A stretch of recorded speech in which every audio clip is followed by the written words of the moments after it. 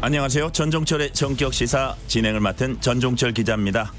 정부가 의사 집단 행동에 대응해서 보건의료위기 경보를 최상위인 심각 단계로 오늘 오전 8시부터 상향 발령합니다. 이에 따라 정부 대응은 국무총리를 본부장으로 한 중앙재난안전대책본부 즉 중대본 주관으로 바뀝니다. 민주당 공천에서 컷오프된 현역 의원들이 이재명 대표가 사천을 하고 있다며 탈당 선언에 단식 투쟁까지 벌이고 있습니다. 한동훈 국민의힘 비상대책위원장이 검찰 수사를 받고 있는 김연아 전 의원에 대한 단수 공천을 보류했습니다.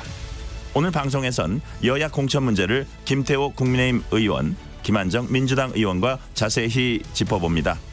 2월 23일 금요일 전종철의 전격시사 출발합니다.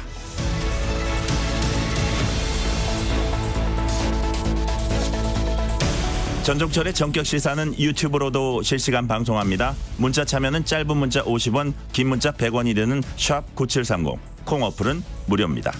KBS 1라디오 채널에는 정치, 경제, 사회, 문화 등 다양한 명품 콘텐츠가 있습니다. 구독과 좋아요, 댓글 많이 부탁드립니다.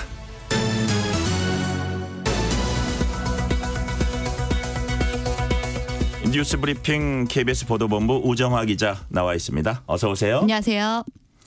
전공의들이 병원을 떠난 지 오늘로 나흘째입니다. 정부가 보건의료 재난위기 경보를 심각 단계로 상향 조정하겠다고 발표를 했어요. 네, 정부가 잠시 후인 오늘 오전 8시부터 보건의료 재난위기 경보를 심각 단계로 상향하겠다고 발표를 했습니다.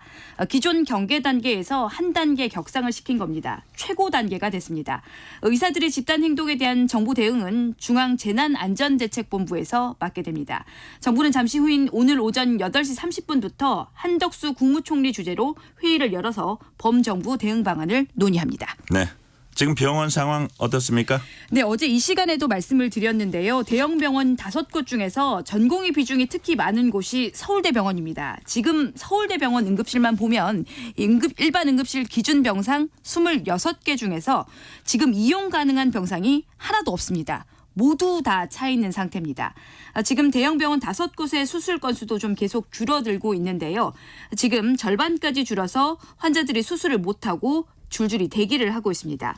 지금까지 수술 지연 등으로 인한 환자 피해 사례는 모두 약 150건으로 집계가 됐습니다.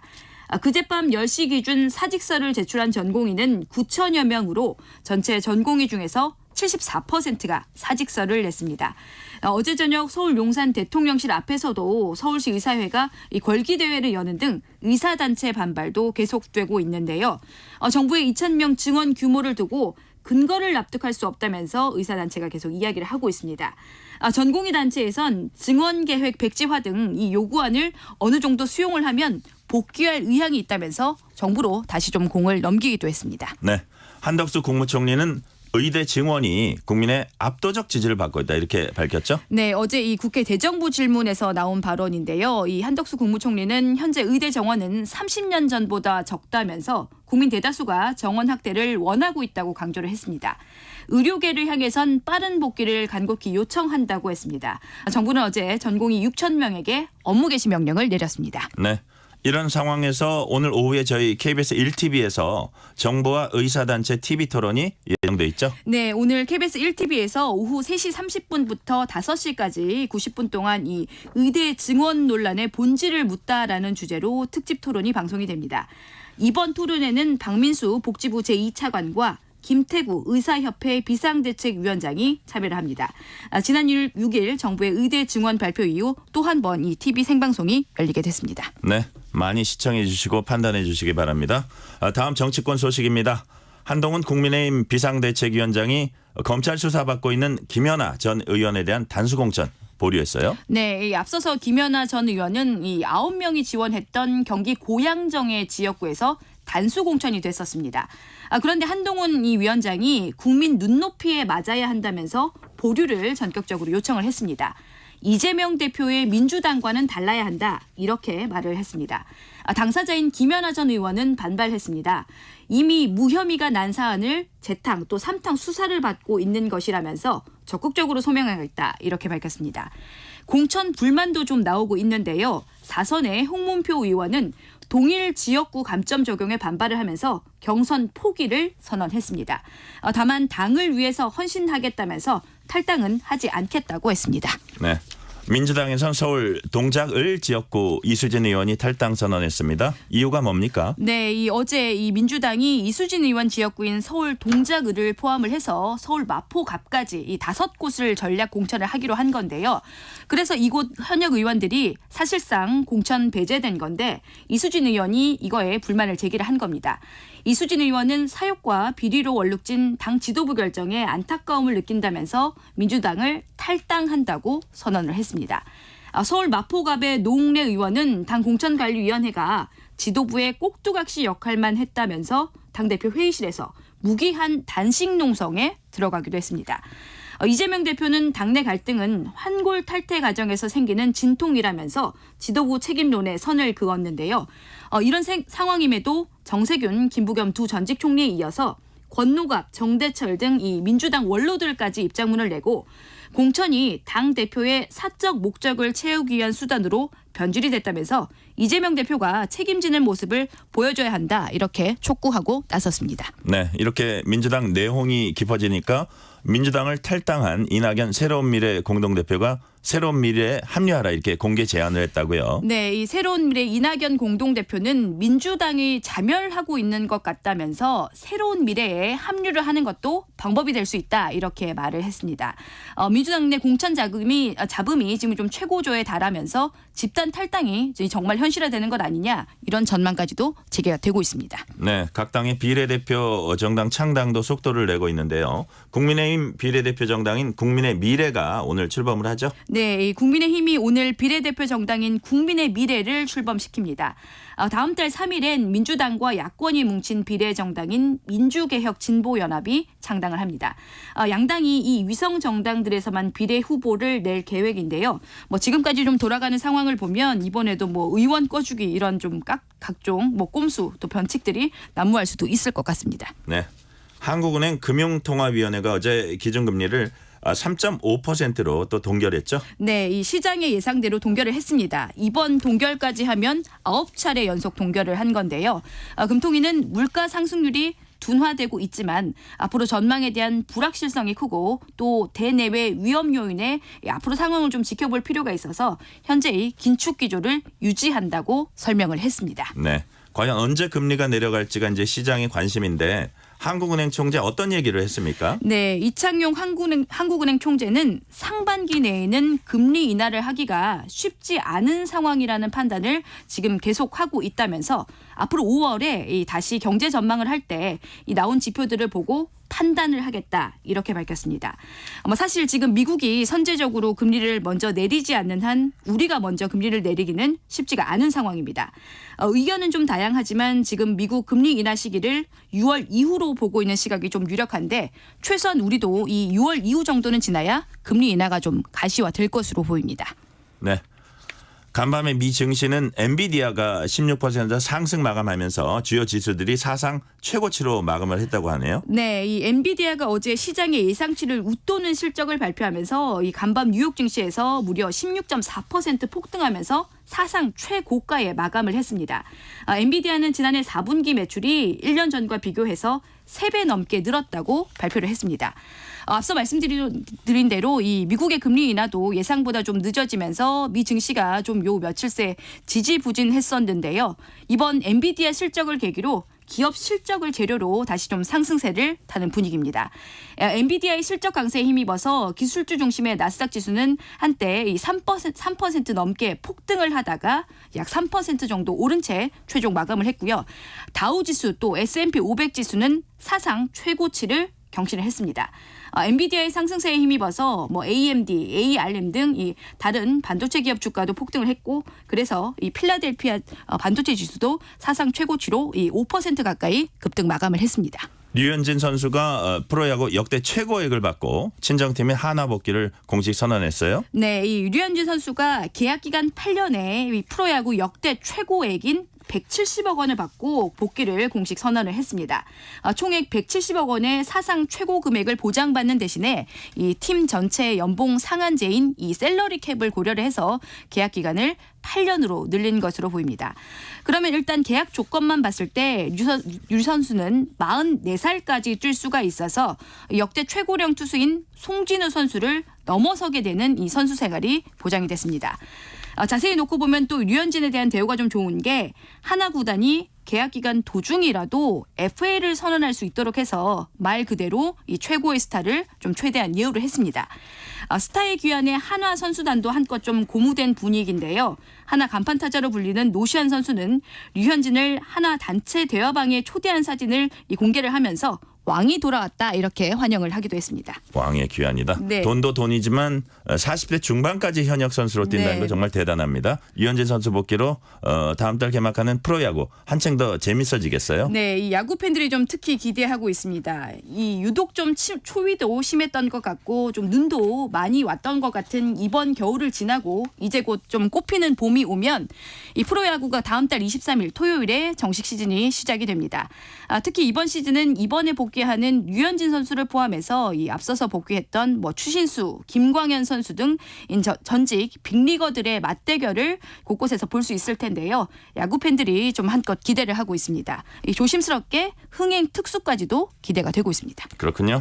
중동 지역 정세 불안 등으로 국제 유가가 계속 오르고 있습니다. 정부가 특별 점검에 나선다고요? 네, 이 앵커께서 혹시 좀 기름값을 아끼는 특별한 방법이 좀 있으실까요? 어떠세요? 있죠. 네. 서울 외곽으로 가면 이제 왕창 넣어서 옵니다. 저랑 똑같으십니다. 저도 그래요? 일전에 한번 이 말씀을 드린 적이 있는데 사실 저는 운전을 좀 잘 못해서 저는 대중교통을 이용하는 게 일단 기름값을 가장 아끼는 방법인데 저도 앵커와 똑같이 이 주말에 외곽에 나가면 싼 주유소를 발견을 하면 가득 채워오는 게 이 방법이라면 저도 방법입니다. 예, 말씀하신 대로 중동 정세 불안 등으로 최근에 기름값이 좀 계속 오르고 있는 상황인데요. 정부가 오늘 아침에 긴급 회의를 열어서 업계와 가격 안정화 방안을 논의하고 주유소 특별 점검 계획을 세웠습니다. 정부는 당장에 단기간에는 이 기름값이 내리기는 어려울 것으로 지금 좀 보고 있습니다. 일단 외부 요인이 많다 보니까 이런 상황인데요. 네. 정부는 유가 상승기에 이 불법 행위를 단속하겠다면서 다음 달부터 오는 6월까지 불법 석유 유통 적발 이력이 있는 전국 1,600여 개 주유소를 특별 점검하기로 했습니다. 네, 오늘은 여기까지 듣겠습니다. 우정화 기자 수고했습니다. 지금 시각 7시 32분입니다. 나흘간 폭설이 이어진 강원 영동의 대설특보가 모두 해제가 됐습니다. 지금 영동과 충청 이남에 내리는 비나 눈은 아침에 대부분 그치겠고요. 밤까지 영동으로 눈이 날리는 곳이 있겠습니다. 전남과 제주도는 주말에도 비 소식이 있습니다. 대설주의보가 남아있는 제주 산지에는 5에서 10cm의 눈이 더 오겠고 모레 새벽 경남 서부 남해안에도 한때 비가 조금 오겠습니다. 오늘 아침 공기는 어제만큼 차갑습니다. 서울의 기온 영하 1도 안팎 등 중부와 경북 곳곳이 영하권인데요. 낮 기온은 어제보다 2도에서 5도 정도 올라 서울과 광주 7도, 대전, 부산 8도, 강릉 3도 안팎을 보이겠습니다. 정월대 보름인 내일도 서울의 아침 기온 영하 2도로 오늘만큼 춥겠고요. 강원 동해안과 경상권 해안, 제주도 해안에는 너울성 파도가 높겠습니다. 지금 서울의 기온은 영하 0.9도입니다. 날씨 정보 박다효입니다. 이어서 이 시각 교통정보입니다. KBS 교통정보센터의 김민희 씨입니다. 출근 정체가 빠르게 늘고 있습니다. 평택 시흥고속도로 시흥 쪽으로 조암 부근을 조금 지나서는 화물차에서 떨어진 대형 코일을 치우고 있습니다. 2차로를 막고 처리 작업을 하고 있어서 부근으로 정체 심해졌고요. 평택 제천고속도로 평택 쪽으로 평택 고덕 부근 1차로에서는 장애물을 처리하고 있습니다. 경부고속도로 서울 방면으로는 먼저 북천안 부근과 이후로는 양재부터 반포 사이로 정체고요. 반대 부산 쪽으로는 잠원부터 서초 사이와 또 신갈분기점에서 수원 사이로 정체입니다. 그 밖에 서울시내 분당수서로 청담대교 쪽으로는 복정나들목에서 청담대교 남단 사이로 더디게 지납니다. KBS 교통정보센터였습니다.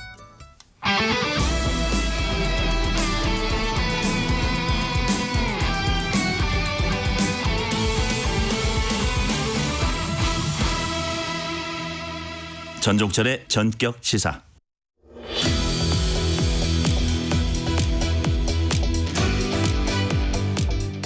국민의힘 공천이 진행되고 있습니다. 현역 의원들의 컷오프 통보가 임박한 가운데 우세 지역인 서울 강남과 대구 경북 등의 공천 결과가 나오면 공천 반발과 갈등이 본격화될 수도 있습니다. 남은 공천 어떻게 풀어가야 할지 또 격전지 필승 전략은 무엇인지 국민의힘 김태호 의원과 얘기 나눠보겠습니다. 지금 전화 연결돼 있습니다. 의원님 안녕하세요. 김태호입니다. 반갑습니다. 반갑습니다. 먼저 의원님이 출마하신 경남 양산 을 지역은 낙동강 벨트로 이번 총선 핵심 격전지 중 한 곳입니다. 그러다 보니까 당에서도 이곳을 탈환하라, 특명, 이른바 이제 미션을 준 거라고 볼 수 있는데요. 왜 하필 다른 사람이 아닌 김태호에게 양산을을 가져오라 이런 특별 임무를 맡겼을까요? 정말 한석 한석이 절박하다는 뜻 아니겠습니까? 네. 지난 그 거대 야당들의 결국 그 행포가 우리 이 나라를 한 발짝도 지금 미래로 못 가게 막고 있지 않습니까? 정말 세계적인 그런 그 사상가 중에 한 분이 이런 말을 했더라고요.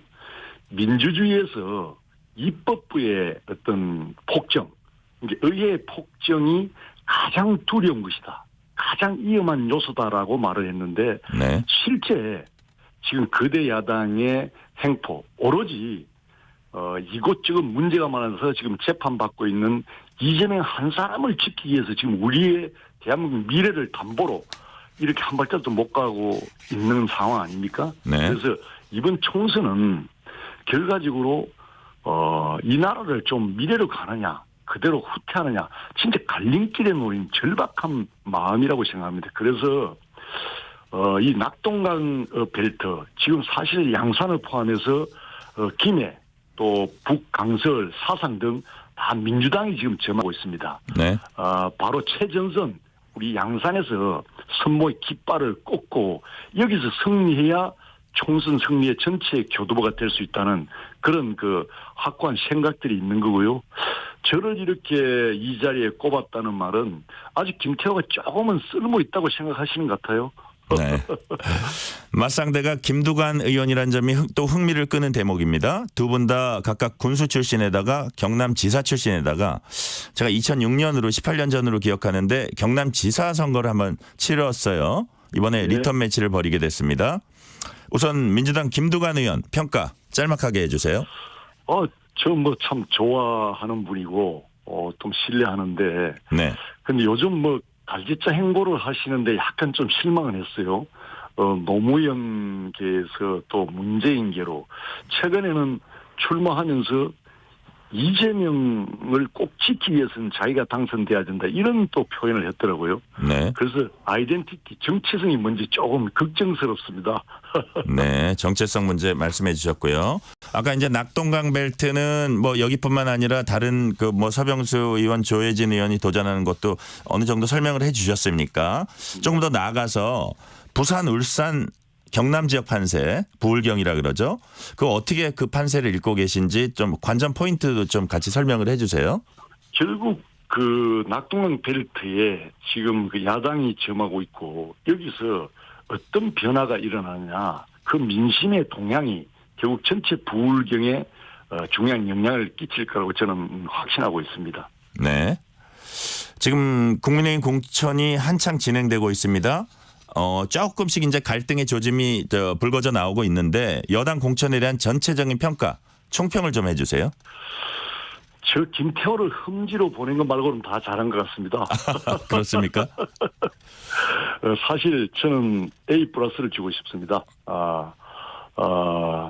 정말 전체적으로 이렇게 조용하면서도 조용한 저는 혁명을 이루어가고 있다.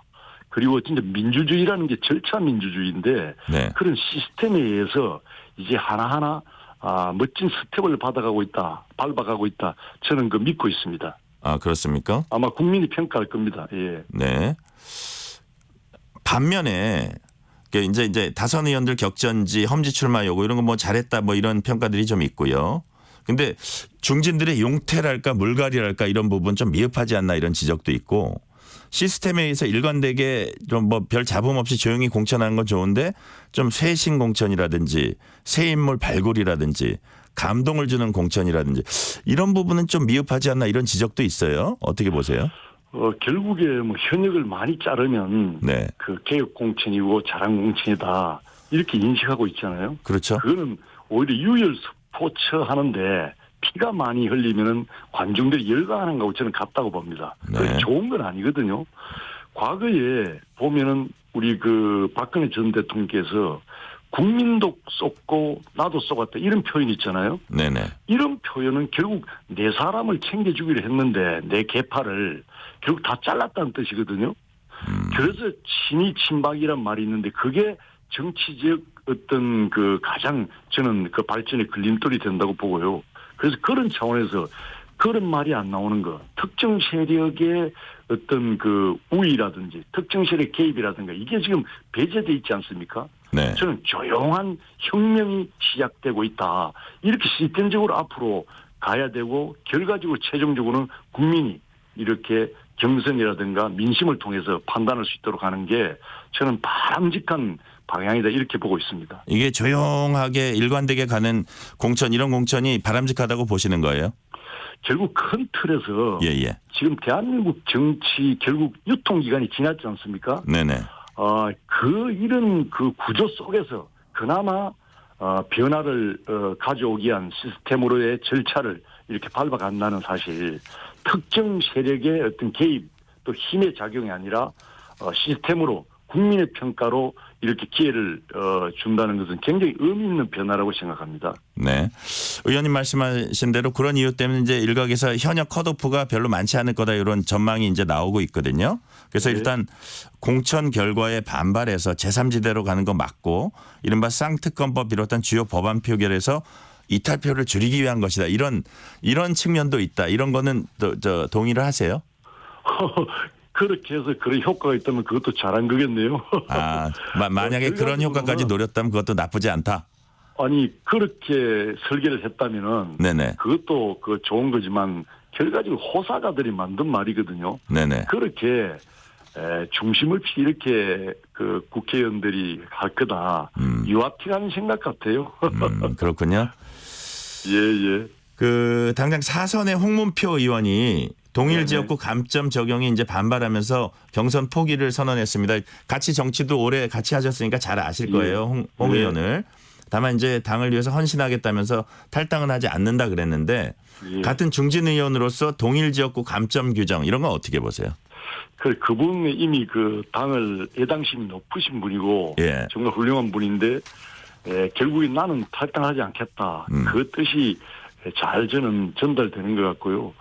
결과적으로는 이 선수가 이렇게 높아질수록 또 그만큼 또 지역민들의 사실상 피로감이 있는 것도 있는 게 사실이거든요. 네네. 그만큼 그 민심을 또 쌓아놨다면은 그 정도의 감점 규정 정도는 충분히 감당할 수 있다고 보고 있고요. 특히 15점 감점을 주는데 이것은 새로운 신진들이라든가 신진 인물들의 어떤 그 공간을 배려한 차원에서 굉장히 의미 있는 변화라고 저는 생각합니다. 네.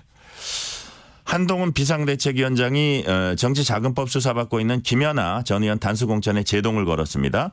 김 전 의원이 뭐라고 해명했냐면 이미 무혐의 처분 받았다. 근데 이제 지방선거 공천에 불만 가진 사람들이 돌아가면서 고발해서 재탕, 삼탕 수사 받고 있다. 이렇게 이제 설명까지 했는데 그럼에도 한 위원장은 단수 공천의 경우 우리 스스로 자신 있고 논리가 뚜렷해야 된다. 이제 약간 야당과의 차별화를 보여주고 싶은 것 같아요. 그래서 비대위 의결 안 하고 이제 제동을 걸었어요. 어떻게 보세요? 예. 그 김연아 전 의원으로 보면 굉장히 억울한 면도 있을 겁니다. 네.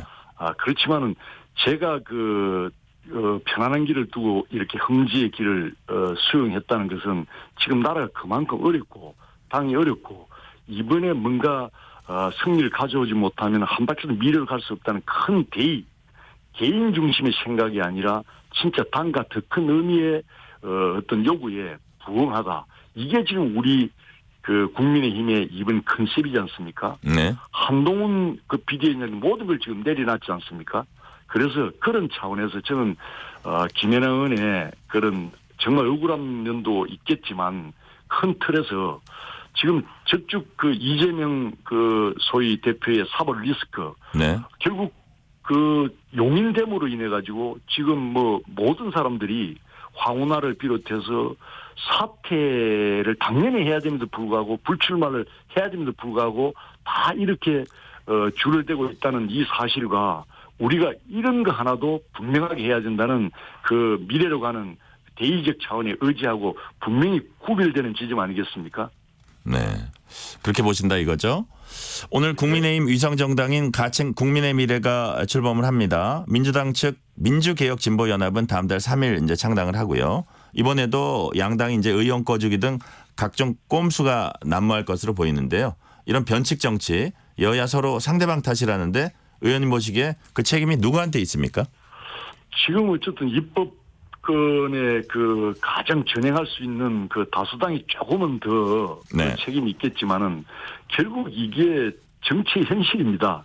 제가 볼 때는 많은 의석을 얻기 위해서는 어떤 짓도 하겠다는 게 지금 정치의 시스템이에요. 네. 지금 이런 그 유통기간이 지난 시스템으로서는 우리 진짜 남북 문제라든가 양극화 문제라든가 저출산 문제라든가 2030 미래 세대를 위한 준비라든가 이런 게 될 수가 없습니다. 만약에 제가 생각할 때는 아마 누군가 될 수 있으면은 어떤 세력도 예.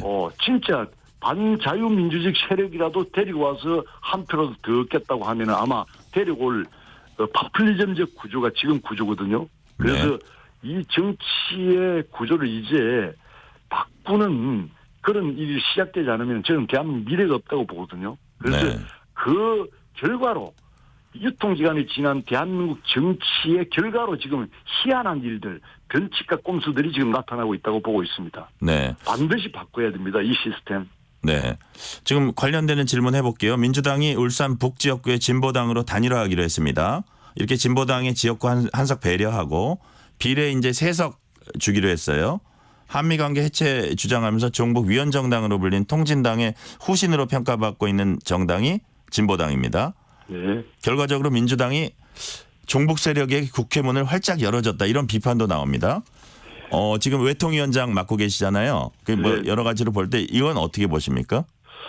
정말 안타깝죠. 방금 말씀드렸지만은 한석이라도 얻을 수 있으면은 대한민국 헌법의 정체성에 반하든 반하지 않든 이기고 보자는 게 지금의 시스템이란 말이에요. 헌법의 어떤 가치를 이렇게 해석할 때 자기의 아전인수식으로 유리하게 해석하는 그런 헌법이 된다면 결국에 헌법 실패고 국가 실패로 이어지지 않겠습니까? 나는 이런 모습, 정치의 모습들이 결국에 대한민국 실패로 또 대한민국 국가의 실패로 이어질 수 있다는 두려움이 지금 앞서거든요. 이런 부분을 정말 국민들이 정확하게 판단해 주셔야 된다. 저는 절박한 마음으로 요청하고 싶습니다. 네.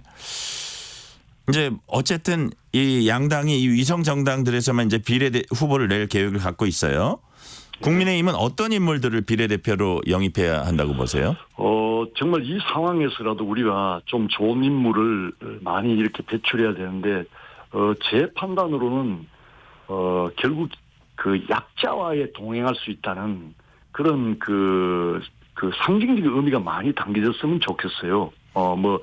장애인도 그렇고 또 우리 노동계, 농민계, 각 그 직능 그 약자의 단체들 이렇게 좀 많이 이렇게 조금 뭔가 대변의 그 부분이 비교적 약한 사직 약자 부분에 대한 배려가 좀 많았으면 좋겠다 생각이 듭니다. 네. 민주당 공천 얘기 조금 해볼게요. 최근 비명 행사, 친명 횡재 뭐 이런 말이 돌 정도로 비명계 의원들이 반발이 격합니다. 박용진, 윤영찬 하위 10%. 국회 의정대상 3년 연속 수상. 뭐 국회 300명 중에 2명이라고 해요. 송갑석 의원 하위 20%. 김영주 국회 부의장 하위 20%. 이 의원들을 많이 이제 지켜보셨을 거예요. 의원님께서도. 네. 납득이 가십니까? 굉장히 감동적인데요. 개딸들이 볼 때는 굉장히 감동적인 결과 같은데. 의원님이 보시기에 그런 건 아니죠. 저 잠깐 놀랐습니다. 예. 좀 족구성 이야기를 했고요. 네. 사실 그렇습니다. 이렇게 비춰질 겁니다. 아마 친명 비명을 떠나서 친명들을 꼽기 위한 그런 이재명 사당화의 과정이 아닌가. 지금 당의 정대철 건너가 전 민주주의에 희생한 그 원로들이 네. 이건 너무하다. 개인 이재명의 사당화가 아니냐라고 오히려 원로들이 꾸짖고 있지 않습니까? 아마 국민들이 잘 보고 있을 겁니다. 네. 여기다 이제 밀실 공천 논란, 비명계 현역 의원 배제한 여론조사 이런 것도 좀 약간 그 전에는 잘 못 들어왔던 것 같아요. 총체적인 난맥상이다, 뭐 공천 파동이다라고까지 말하는 그 민주당 의원들도 있던데 왜 이런 일들이 벌어진다고 보십니까? 결국에 그 가장 중요한 그 지금 민주당의 현안은 이재명 대표를 어떻게 사법 리스크로부터 지키느냐. 이재명을 지키는 게 마치 대한민국을 지키는 것처럼 돼 있잖아요.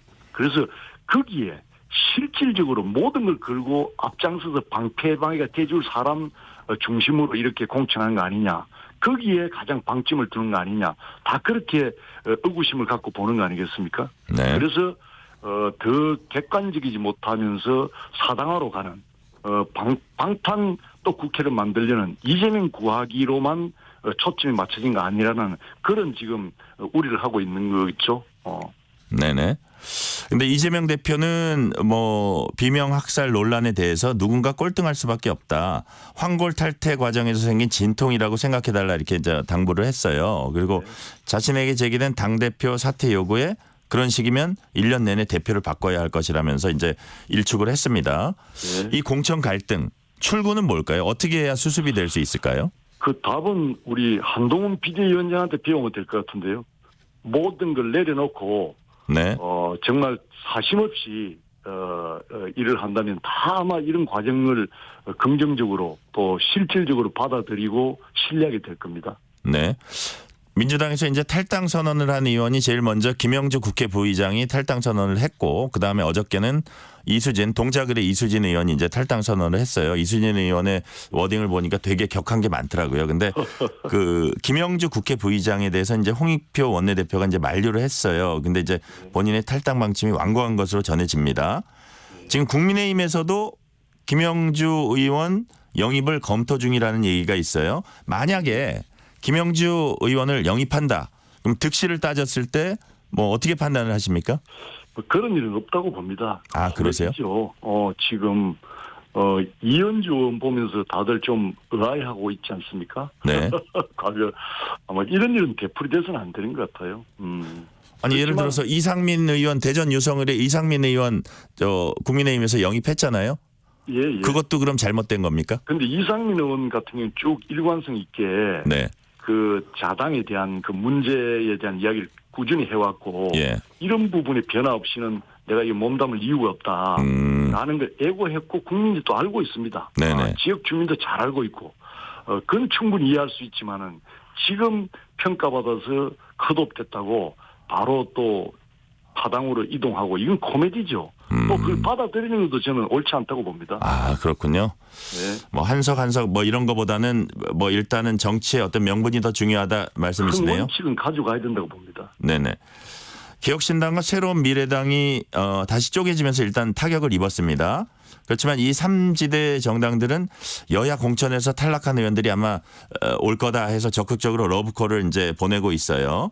이른바 낙엽 죽기를 통해서 제3지대 정당들이 총선 파급력을 다시 키울 수 있을까요? 어떻게 전망하세요? 깨지는 거는 당연했고요. 네. 위장 결혼하면은 결국 깨지게 돼 있는 거고요. 저는 또 다른 면에서 제 그 3세력, 이 국민들이 현실 정치에 대한 네. 많은 그 실증을 내고 있지 않습니까? 네. 기존 정치에 대해서. 그래서 뭔가 변화의 그 탈출구, 그 공간이 있다는 건 저는 나쁘지는 않다고 봅니다. 그래서 정말 더, 개혁 신당을 보면서 우리 기존에 우리 정당들이 더 정신 차리고 진짜 사심 없이 뭔가 변화를 미래로 가지 않으면 안 된다는 아마 좋은 네. 그런 그 메시지를 주는 그런 계기가 될 거라 보고 있습니다. 자 이제 30초 남았습니다. 마지막으로 이번 총선 승패 가를 결정적 요소 한 줄로 딱 말씀해 주세요. 결국 그 낡음과 새로움의 싸움이겠죠. 네. 끝까지 뭐 이재명 지키기 세력들 그리고 뭐 윤미향 같은 그 이안부 할머니들을 이용해 사적 이익을 지킨 사람을 옹호하는 사람, 조국을 정당화시켜주는 비호하는 세력, 이런 세력이 돼서는 안 되잖아요. 네. 그래서 미래로 결국 과거와 미래 또는 새로움과 낡음의 싸움이다. 아마 국민들이 스마트하지 않습니까? 잘 네. 판단할 거라 보고 있습니다. 여기까지 듣겠습니다. 김태호 국민의힘 의원이었습니다. 감사합니다. 예, 고맙습니다. 전종철의 전격시사 1부 순서 여기서 마치고 2부가 이어집니다.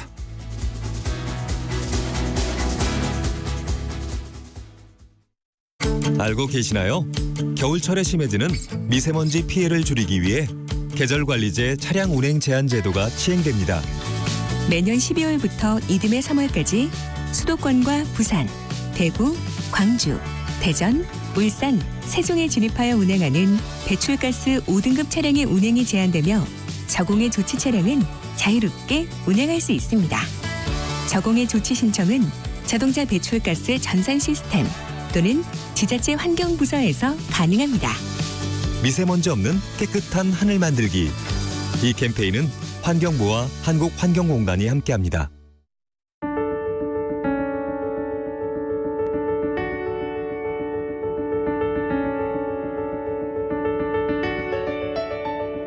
KBS 라디오 기후위기 대응 캠페인 지구를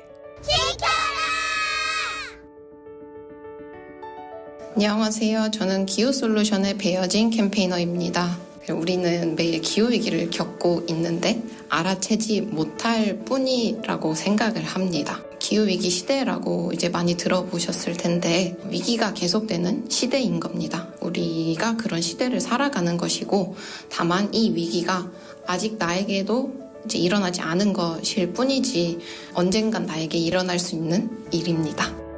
좀 아쉬운 부분이라고 하면은 우리나라 학교에 마련되어 있는 환경교육이 거의 없습니다. 그래서 이 환경교육이 조금 더 이제 아이들이 많이 받을 수 있게 이제 좀 되면 좋을 것 같은데 앞으로 환경이 우리 삶에서 매우 중요한 부분이 될 것인데 우리가 남긴 환경 오염의 결과물을 아이들이 받게 될 것입니다. 그 결과물에 대해서 아이들에게 미리 알리고 대비할 수 있게 해야 합니다. 그래서 아이들에게 사과도 하고 또 아이들이 그 환경 교육을 받아서 거꾸로 어른들한테 기후위기임을 알리고 뭐라도 하라고 하게 이제 또 할 수 있어야 합니다. 그러면은 우리가 이 의미 있는 시간을 벌 수 있을 것이고 조금이라도 책임을 진 어른이 될 수 있을 것입니다.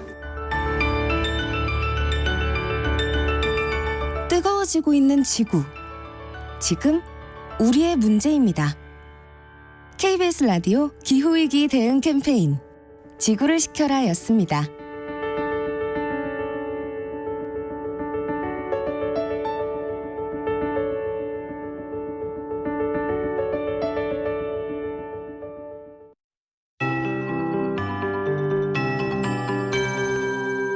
KBS 58분 날씨. 동풍이 약해진 덕분에 강원 영동의 대설특보가 모두 해제가 됐습니다. 아침까지 강원 충청 이남에 눈비가 좀 더 이어지고요. 밤까지 영동 지역은 눈이 날리는 곳이 있겠습니다. 중부지방과 경북을 중심으로 눈이 쌓여 있거나 도로에 얼어붙은 곳이 많습니다. 오늘 출근길도 안전운전 해주시기 바랍니다. 아침 공기는 어제만큼 차갑습니다. 현재 기온 서울과 강릉, 영주가 영하 1도 안팎, 파주 영하 4도, 대관령은 영하 7도까지 떨어졌습니다. 낮 기온은 어제보다 2도에서 5도 정도 올라서 서울과 광주 7도, 춘천 5도, 대전, 부산 8도, 제주 9도 안팎을 보이겠습니다. 전남과 제주도는 주말에도 비 소식이 있습니다. 대설주의보가 남아있는 제주 산지에는 5에서 10cm의 눈이 더 오겠고 모레 새벽 경남 서부 남해안에도 비가 조금 오겠습니다. 그 밖의 지역은 주말 동안 하늘만 흐린 가운데 아침 기온이 중부지방과 경북, 전북 동부를 중심으로 영하권을 보이겠습니다. 한편 동해상과 남해상, 제주도 해상에 풍랑주의보가 이어지고 있습니다. 내일까지 강원 동해안과 경상권 해안, 제주도 해안에는 높은 너울이 밀려와 주의가 필요하겠습니다. 지금 서울의 기온은 영하 0.8도, 습도는 82%입니다. 박대우입니다.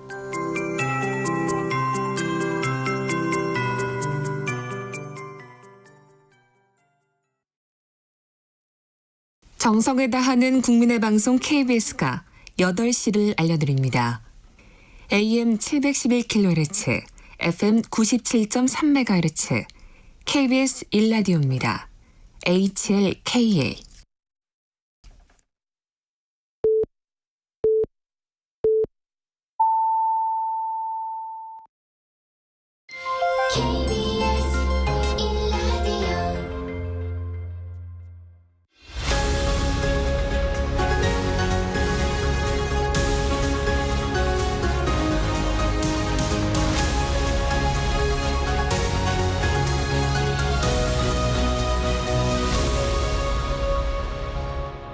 전종철의 전격 시사.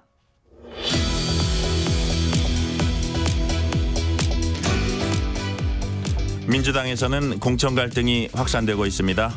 김영주 의원, 박용진 의원, 윤영찬 의원, 김한정 의원 등 현역 하위 10% 혹은 20% 평가를 통보받은 의원 상당수가 비명계 의원들인 것으로 나타나면서 논란이 더 커지고 있습니다.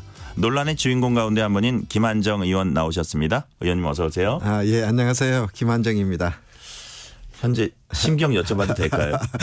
신경이 복잡하죠. 근데 지금 많이 담담합니다. 아, 그렇습니까? 예, 예. 좀 마음은 가라앉으셨어요? 예, 사실 하위 10% 판정은 정치인에게는 사형 선고 비슷한 겁니다. 우선 경선을 앞두고 있는 사람한테도 치명타지만 정치는 명예를 먹고 살지 않습니까? 네네. 갑자기 낙제생 취급을 받게 됩니다. 항변하면은 공부는 제대로 안 하고 채점 탐만 하는 사람이 됩니다. 얼마나 황당하고 난처하겠습니까? 그래도 다행히 많은 분들이 김한정이 무슨 하위 10%냐 상위권에 속하는 사람 아니냐 응원해 주고 있고요. 지역 지지자들 또 우리 시민들로부터 엄청난 격려 전화가 막 쇄도하고 있습니다. 아마 제가 4년 전에 당선되고 난 뒤에 받은 격려 전화보다 지금 도리어 더 많이 받았습니다. 아, 그렇습니까? 예. 현역 하위 10% 또는 20% 평가 놓고 민주당 내에서 논란이 많습니다. 의원님께서 입장을 통해서 10% 통보받았다 이제 납득할 수 없다 이렇게 밝히셨는데 먼저 어떤 식으로 통보를 받았어요? 공관위원장 전화를 받았나요? 예, 지난 월요일인데요. 공관위원장께서 전화로 참 미안한 이야기를 드려야 되겠다. 하위 10%로 판정이 됐다. 밖에 안 밝힐 테니 경선을 하시든지 본인이 판단하시라. 그래서 저는 그 사유를 잘 모르겠다. 사실 납득하기가 좀 어렵다. 위원장께서 나도 명단만 받았기 때문에 내용을 모른다. 그래서 불만이 있으면은 당에 재심 청구를 하시라. 네. 그러고 끊었습니다. 자, 예. 근데 재심 청구를 하셨을 거 아니에요? 근데 기각됐다는 얘기를 제가 들었습니다. 기각 통보는 어떤 식으로 왔습니까? 문자 하나 달라고 왔어요. 문자요? 재심 청구를 하라 해서 저는 당에 정해진 절차를 다 따랐습니다. 예. 그래서 청구서도 보냈는데 근데 희한하게 무슨 내용은 자유다. 청구서 따로 정해진 양식이 없대요. 시스템 심사를 하면서 양식도 없어서 제가 그 재심을 청구한다는 내용하고 제가 열람을 하게 해달라. 예. 어떤 대목이 문제가 됐는지 어떤 항목에서 또 어떤 문제 때문에 제가 그 최하위권으로 이렇게 판정을 받을 정도로 갔는지 기회를 달라 했더니 그에 대한 답변은 없고요. 아직까지 확인 못 하신 거예요? 예, 그 뒤로 그냥 그거 말고 소명할 거 있으면 소명 자료를 보내시오. 이 문자가 또 왔어요. 그런데 뭘 소명을 해야 될지를 제가 모르지 않습니까? 자료 열람은커녕. 그래서 어떤 대목을 소명하면 좋겠는지 알려달라. 그대로 답변이 없었고 바로 그 다음 날 바로 기각 통보가 왔습니다. 근데 저 재심위원회 회의 같은 것도 안 열린 거네요? 그럼? 저는 그 과정에 대해서 잘 모르세요? 모릅니다. 이제 듣기에는 형식적인 그 재심청구위원회나 그 절차도 없었던 것으로 알고 있습니다. 네. 아, 그래요. 이제 정량평가와 정성평가로 이제 나눌 수가 있을 텐데 정성평가가 한 20% 21% 된다고 알려져 있습니다. 그렇다면 자의적 판단이 상당히 개입할 수 있는 여지가 있다 이렇게 보시는 거예요? 저는 지금 그 어원평가 시스템에서 제가 한마디도 드릴 말씀이 없습니다. 왜냐하면은 저는 부당하고 억울한 피해자라고 주장하지만 내용을 사실 모르는 상황에서 그 항변해봐야 뭔 소용이 있겠습니까? 시스템은 고장나 있습니다. 이미 허점이 드러났습니다. 저 개인의 문제만이 아니지 않습니까? 네. 그리고 저는 민주당에서 지금 당 지도부가 주도한 의원평가에서는 낙제점이지만 우리 지역에서 그렇게 믿는 사람 별로 없을 거라고 확신을 갖고 있습니다. 격려 전화가 그걸 이야기합니다. 아니 이렇게 경선을 앞두고 감산까지 시키면서 차라리 탈당하라는 요구까지도 있었습니다. 네. 억울해서 지지했던 사람으로서 억울해서 못 살겠다. 근데 저는 민주당을 떠나지 않겠습니다 이야기했습니다. 불리하고 부당한 조건도 저는 수용하겠다고 했습니다.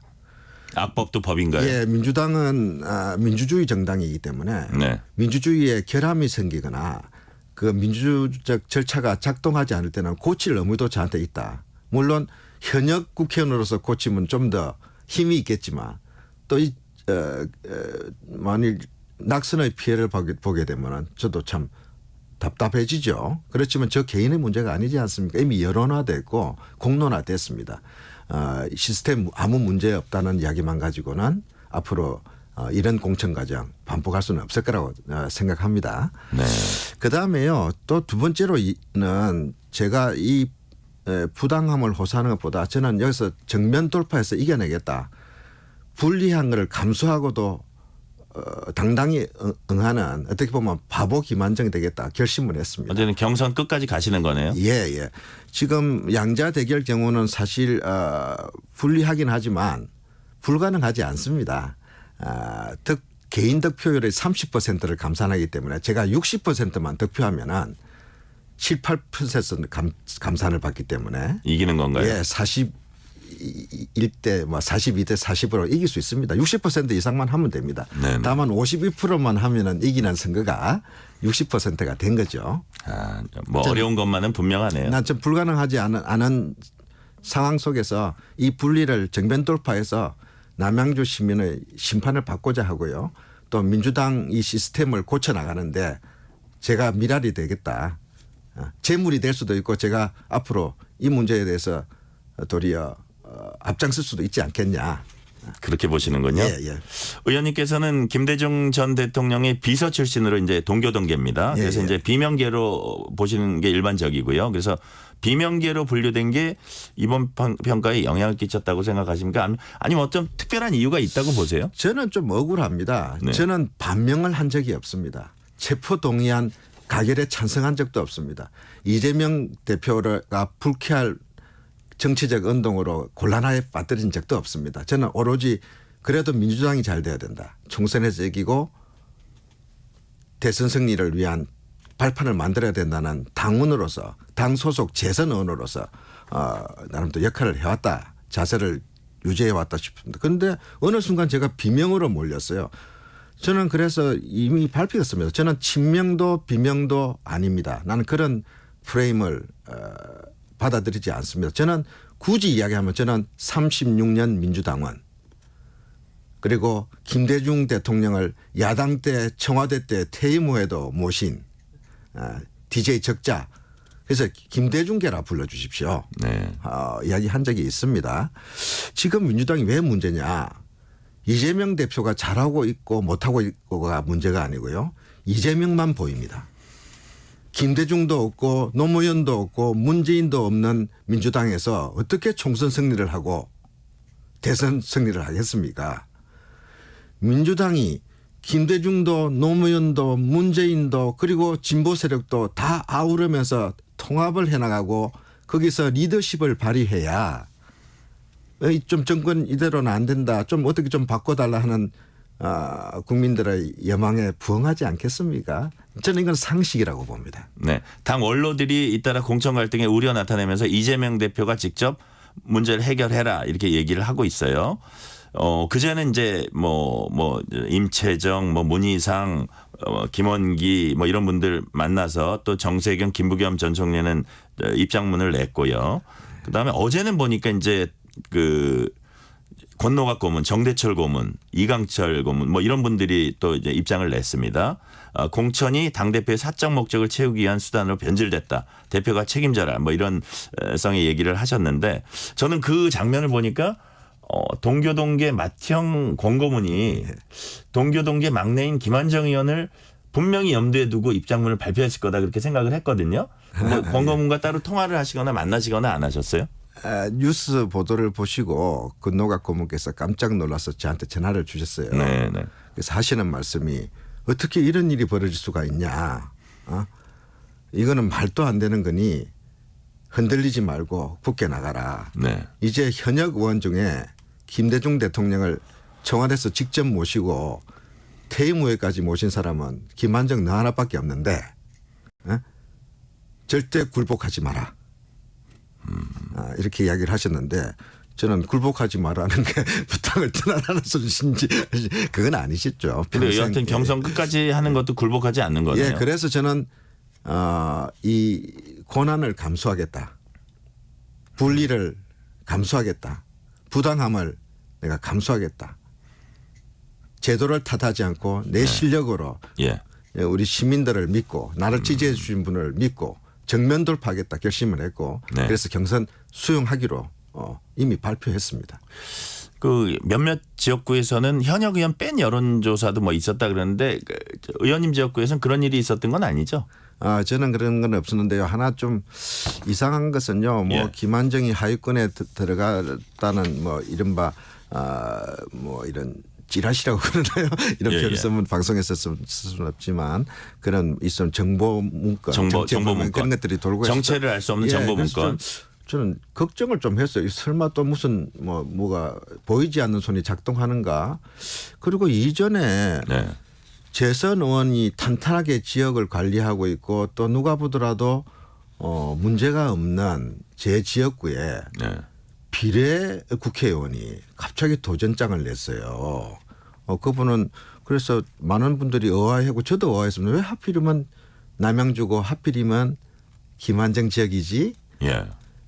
많은 분들이 주변에서도 의원들도 의아해했대요. 그분은 자기 40년 전 6.4 생도 시절 남양주로 행군한 적이 좀 있기 때문에 행군? 고향이나 뭐 학교를 다닌 건 아니고요. 예, 남양주가 익숙해서 남양주를 택했다. 그래서 저는 순간 좀 불길한 예감이 들었어요. 네. 그게 언제였습니까? 그게 작년 좀 작년 뭐 한 1년 전이나 뭐 5, 6월쯤. 그래서 지금 결과적으로는 아니 무슨 계획이 내가 모르는 계획이 있었던 거 아닌가 하는 생각마저 듭니다. 그렇지만 뭐 좋습니다. 계획이 있던 뭐 찍어내기를 하려는 보이지 않는 손이 없었던 간에 저는 36년 민주당원으로서 민주당을 지키겠다. 잘못된 제도의 희생양이 되고 바보로 손가락질을 받는 한이 있더라도 심판받겠다 하는 결심을 했습니다. 뭐 또 밀실 공천 논란도 있고요. 혹자는 공천 파동이라고까지 하던데 왜 민주당에서 이런 일이 벌어지고 있습니까? 저는 이재명 대표의 처지에서 한번 생각을 해봤습니다. 왜 이런 총선에 도움이 안 되는 또 당의 분열을 가져올 수 있는 과정으로 당이 흘러가는데 대표가 역할을 하고 있지 않냐. 또 도리어 대표의 생각으로 받아들일 정도로 일방적으로 가고 있는가. 좀 걱정이 됐는데 생각을 했더니 역시 이 지금 사법 리스크 그다음에 이 본인이 재판 앞으로 그 과정들에 대한 불안감이 작동하고 있지 않냐 하는 생각도 좀 했어요. 사법 리스크에 대한 본인의 불안감. 그래서 그다음에 체포동의안 때 어떤 트라우마도 있을 거고요. 좀 완벽한 더 강한 방탄정당. 제가 당인으로서 이런 표현 쓰면 안 좋겠지만 그런 좀 obsession이 있는 거 아닌가 하는 걱정이 됐어요. 그런데 저는 이재명 대표께 정말 권고드리고 싶습니다. 방탄은 국민이 하는 겁니다. 호위무사 강경파 의원들이 하는 게 아닙니다. 민주당이 이재명과 김대중과 노무현과 문재인 이 정신을 아우러서 통합정당으로 가야 이재명을 지킬 수가 있고 또 이 정부의 실정을 심판할 수 있는 거 아닙니까? 지금 이렇게 강경 드라이브로 갔을 때 민주당의 지지도가 올라가겠습니까? 지금 수도권에 출마하실 의원님들도 다 속으로는 불안해하고 있습니다. 걱정하고 있습니다. 그런 부분을 감안해서라도 저는 감수했지만 많은 부분들이 이미 지금 항의하고 당을 떠나는 분도 생겼지 않습니까? 이대로는 안 되겠다. 이런 정당에 내가 못 있겠다는 분들이 생길지도 모릅니다. 또 생기고 있습니다. 바로 잡아야 됩니다. 저는 30% 감산해서 실질적으로 60% 경선 득표를 이상해야 이길 수 있는 불리함을 안고 불안함을 안고 나서지만 다른 분들한테는 이런 가혹한 경선 조건 강요하는 그래서 납득할 수 없고 납득하기도 어렵고 당의 분열과 갈등만 더 심화시키는 이 길을 안 갔으면 좋겠습니다. 지금도 저는 안 늦었다고 생각합니다. 네. 이게 이제 몇몇 언론에 났어요. 저도 이제 제가 직접 보진 못해서 약간 조심스럽긴 한데 그 몇몇 신문 기사를 보니까 이재명 대표가 기자들 질문에 답하는 과정에서 주관적 평가에서는 이제 심사위원 평가뿐 아니라 동료위원 평가도 있다. 그걸 거의 0점 맞은 분도 있다. 여러분들이 짐작할 수 있는 분이다. 말하면서 웃음을 터뜨렸다고 해요. 그래서 뭐 울분을 터뜨리는 의원들이 이제 많은데 평가 얘기하면서 대표는 웃음을 터뜨렸다? 만약에 사실이라면 이 부분은 어떻게 보세요? 글쎄요. 저는 피해 당사자일 수도 있는 저도 그 내용을 열람을 요청했는데 안 보여줬는데 네, 예. 아무도 안 보여주고 공관위원장만 안다는 그 내용을 당대표는 들여다 봤습니까? 그러면은 어떻게 알고 그 빵점 이야기까지 나왔는지 모르겠고요. 그다음에 사실 여부를 떠나서 나중에는 뭐 기자들한테 들었다 이런 얘기는 또 했나 봐요. 그런 과정 뭐 그럴 수도 있죠. 제가 현장에 있지 않았기 때문에 그렇지만 이런 논란이 있는 과정에서 적절한 모습은 아니었다 생각합니다. 아쉽습니다. 네. 예. 안규백 전략공천위원장이 어제 저희와 인터뷰를 했습니다. 임종석 전 실장에게 왜 송파갑 출마 요구를 했냐. 본인이 중성동갑을 나간다는데 뭐 경선이라도 시키지 이런 얘기를 많이 하잖아요. 그랬더니 강세 지역보다는 그런 전략 지역에서 선전해주면 인접 지역으로 시너지가 기대되기 때문이다라고 설명을 했어요. 어떻게 보세요? 그래서 다른 분의 지역구도 네. 전략은요. 이재명 대표의 의지입니다. 이재명 대표가 임종석 거기 안 된다 하면 안 되는 겁니다.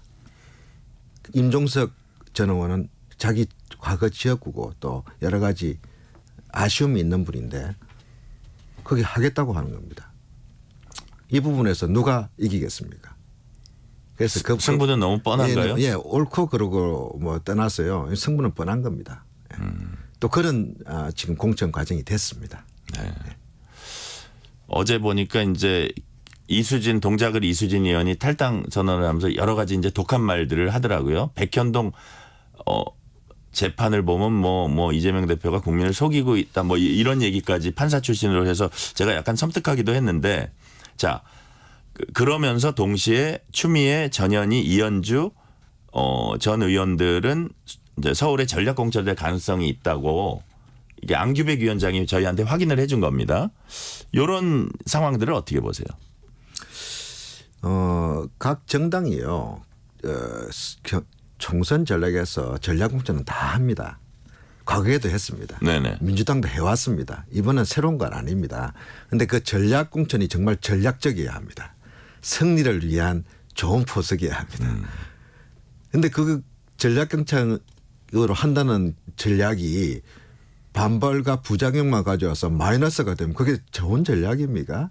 저는 지금 전략 공천 그 자체가 문제가 아니라 올바른 전략, 이기는 전략으로 가고 있는가에 대한 문제 제기가 지금 일어나고 있는 상황에서는 정말 지도부도 이 상황을 한번 돌아봐야 된다.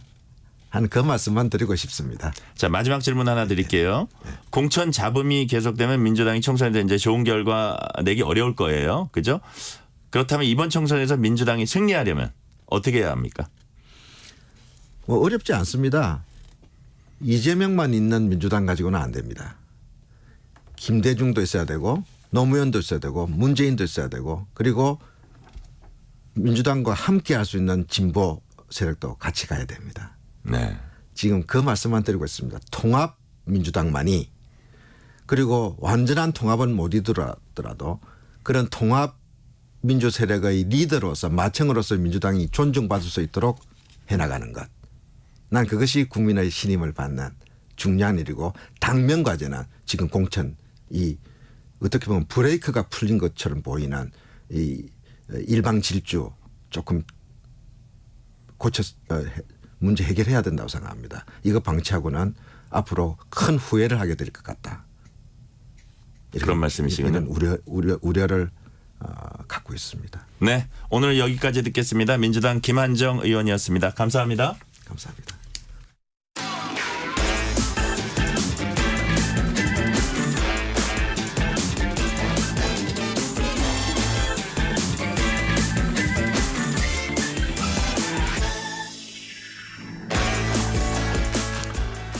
권도영 씨 송환 관련 얘기 경향신문 박순봉 기자와 나눠보겠습니다. 박 기자 어서 오세요. 네, 안녕하세요. 어제 테라 루나 폭락 사태 핵심 인물 권도영 테라 폼레스 대표의 미국 송환이 결정됐습니다. 먼저 가상화폐 테라 루나 어떤 건가요? 이제 말씀하신 대로 가상화폐인데 특히 이제 테라하고 루나는 한 쌍이에요. 한 쌍의 가상화폐라고 보시면 되고요. 일단 가상화폐라는 건 이제 비트코인 때문에 많이들 기본적으로 좀 알게 되셨잖아요.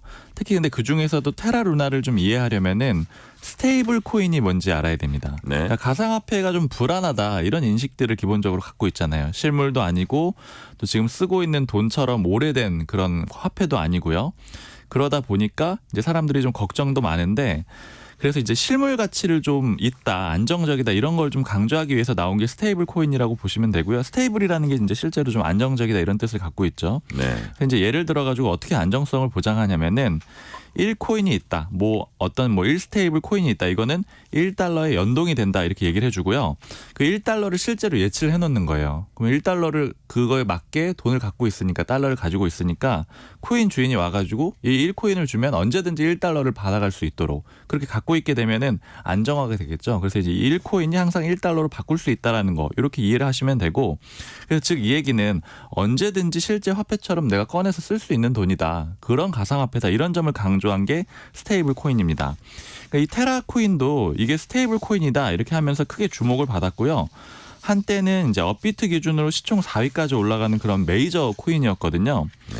그런데 이제 테라루나 코인은 조금 다른 점이 있었던 게 일반적인 스테이블 코인은 그냥 달러하고 연동을 시켜서 달러를 가지고 있어요. 그러면 이제 문제가 없이 되게 깔끔하겠죠. 근데 이 사이에 루나 자매 코인을 넣어놔가지고 테라가 떨어지면 뭐 루나로 올려주고 뭐 이런 식으로 연동을 해서 달러화의 가치를 지켜줬는데 이게 좀 복잡하지만 이제 그냥 핵심만 보자면 달러하고 어떤 방식을 통해서 1대1로 교환 비율을 유지를 시킨 코인이다. 이 점을 좀 주목을 해보시면 됩니다. 네네. 두 번째 질문하기 전에 앞서 뉴스 브리핑에서 말씀드렸듯이 정부가 방금 전에 보건의료 위기 단계 최상위 심각 단계를 발령했다는 속보를 전해드립니다. 질문 이어갈게요. 네. 하지만 실제로는 교환 비율이 유지되진 않았죠? 네, 이 가장 핵심이 1대1로 유지가 돼야 되는데 그게 깨졌고요. 결과적으로 우리나라나 미국의 수사기관들은 이런 방식이 가능하지가 않다. 그러니까 사기다 이렇게 네네. 봤습니다. 그러니까 테라가 2020년 말에 출시가 됐고 초기에는 안정적으로 유지가 돼가지고 메이저 코인으로 성장을 했던 건데 이게 왜 문제가 있다라는 게 밝혀졌냐면 2022년 5월에 대규모 폭락 사태가 발생을 해요. 그러니까 아까 뭐 테라가 떨어지면 뭐 루나로 올려주고 뭐 이런 식으로 조정을 한다라고 대략 말씀을 드렸는데 두 개가 같이 동시에 떨어져 버린 겁니다. 이런 상황 이후에 그냥 대폭락 사태가 생겼는데 당시에 시가총액이 50조 원 정도 됐거든요. 굉장히 큰 코인 규모죠. 그런데 이게 말 그대로 그냥 다 증발을 해버렸습니다. 이게 전 세계의 투자자들이 있었거든요. 네. 피해가 여러 나라에 다 미쳤습니다. 그래서 작년 4월에 우리나라 검찰이 이 권도영 씨 포함해가지고 아까 테라폼레스라는 회사가 있다라고 말씀드렸잖아요. 네. 거기 10명을 기소를 하거든요. 그때 내린 결론을 보면은 처음부터 이렇게 가격을 안정화시킬 수 없다는 걸 알면서도 사기를 쳤고 조작을 했다. 처음에 가격을 유지시키려고 이제 봇이라고 하잖아요. 프로그램. 네. 이 트레이딩 봇을 이용해 가지고 이 회사 내에서 알아서 사고 팔고 이렇게 해서 거래량 많은 것처럼 조정하고 가격도 마치 1달러에 딱 수렴하는 것처럼 보이도록 그렇게 계속 조정을 했다라는 겁니다. 그리고 특히 이 과정에서 로비하고 횡령을 해가지고 이 일당들 10명이 한 4,600억 원 정도를 챙겼다. 이렇게도 이 검찰이 결론을 내렸습니다. 그러고는 권 대표는 외국으로 도주를 했어요. 맞습니다. 이렇게 기소를 하기 전에 이미 체포영장을 검찰이 2022년 9월에 받았거든요. 근데 권 대표가 한국에 없었습니다. 처음에는 자신은 싱가포르에 있다 이렇게 얘기를 했고 테라 2.0 버전을 개발하기 위해서 그 나라에 가 있다 이렇게 얘기를 했었거든요. 네. 이제 검찰이 체포영장을 받았으니까 잡으려고 싱가포르로 가려고 했는데 이제 싱가포르하고 협조를 할 거 아니에요. 일단 싱가포르 경찰이 권노영 씨 여기 없다 이렇게 얘기를 한 거예요. 다른 나라로 이동을 했다라는 겁니다. 그래서 이제 계속 좀 다른 나라로 도주하는 그런 상황이 있었고, 그런데 이 와중에도 권도영 씨는 뭐 SNS에다가 나 도주 중 아니다 이런 식으로 올리고 한국에는 없지만 수사에도 협조할 수 있다 뭐 이런 식으로 얘기를 하면서 계속 그 도망을 다니는 그런 상황이 이어졌고요. 검찰은 이런 상황들이 도주가 분명하다 이렇게 봤는데 왜냐면은 이제 가족이랑 다 데리고 떠났어요. 특히 이제 재무 관련 인사들도 데려갔고 그 다음에 검찰 출석 의사는 없다 이런 걸 또 변호사 통해서는 얘기했는데 일종의 SNS 가지고 여론전을 하면서 또 추가적으로 비판을 받는 그런 상황이 있었고요. 네. 결과적으로 검찰이 인터폴 적색 수배도 내리게 됐습니다. 그렇군요. 그런데 권 씨를 이제 쫓는 게 우리나라 검찰만이 아니라 미국 사법 당국도 이제 권 씨를 쫓았어요. 맞아요. 지금 작년 2월에 미국 증권위원회가 권도영 대표를 그 뉴욕 연방지방법원에 사기 혐의로 제소를 했거든요. 네. 그러니까 무기명 증권을 제공하고 51조 7천억 원의 피해를 입혔다. 이렇게 이제 그 혐의를 적어놨습니다. 그러니까 제소를 하면서 좀 중요했던 거는 이제 우리나라 검찰도 좀 고민을 했었어요. 당초 이게 법조계에서도 좀 논란이 있었는데 이 가상화폐를 이거를 증권에 넣어야 되냐 아니냐. 왜냐하면 이제 법에서는 증권에 대한 이런 사기 혐의는 처벌할 것이 있는데 가상화폐에 대해서는 없었거든요. 네. 그런데 미국 증권위원회가 이렇게 판단을 하니까 우리나라 검찰도 이걸 근거로 기소를 하게 됐던 거고요. 그래서 이제 결과적으로는 양쪽의 국가, 그러니까 한국하고 미국의 수사기관이 모두 이 권 씨를 잡으려고 했던 겁니다. 계속 도망 다녔다라고 말씀드렸잖아요. 이 몬테네그로라고 하는 유럽의 나라에서 작년 3월에 잡히게 되는데 이건 이 혐의 때문에 잡힌 게 아니고 위조 요건을 사용해가지고 그 나라에서 잡히게 됩니다. 네. 결국 도피 22개월 만에 어제죠. 네. 한국이 아닌 미국 송환이 결정됐습니다. 그런데 권 대표는 한국에 오고 싶어 했다고 해요. 왜 그랬죠? 이게 왜 그러냐면은 그 변호사 쪽에서 계속 그런 입장을 전했는데 네. 이 한국은 경제사범의 최고 형량이 한 40년 정도 됩니다. 네네. 최대 살아봐야 40년이라는 거죠. 근데 외신 보면은 미국에서는 막 징역이 뭐 100년, 150년 막 이런 것들도 가끔 보시잖아요. 이렇게 미국 같은 경우에는 형마다 그 혐의마다 합산을 해가지고 100년 이상 징역이 가능하고 특히 미국에서는 시장 경제를 흔드는 거에 대해서 굉장히 처벌이 엄하거든요. 네. 이 경제사범에 대해서 엄격하게 처벌을 합니다. 그래서 이제 앞선 사례들을 보면은 기존의 가상화폐 거래소 FTX를 만들었던 이제 샘 뱅크먼 프리드라는 사람이 있는데 예. 이 사람이 사기 혐의로 그 기소가 돼 있는 상태인데 다음 달에 선고가 나오거든요.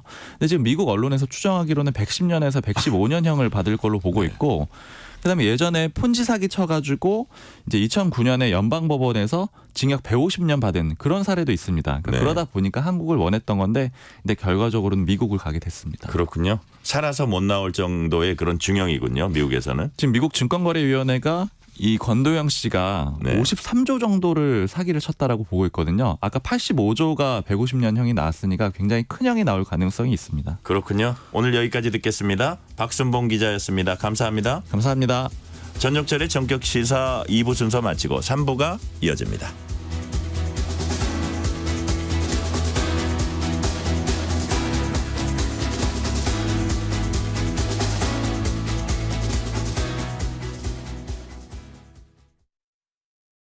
잠시 후 8시 반부터 일부 지역국에서는 해당 지역 방송을 보내드립니다.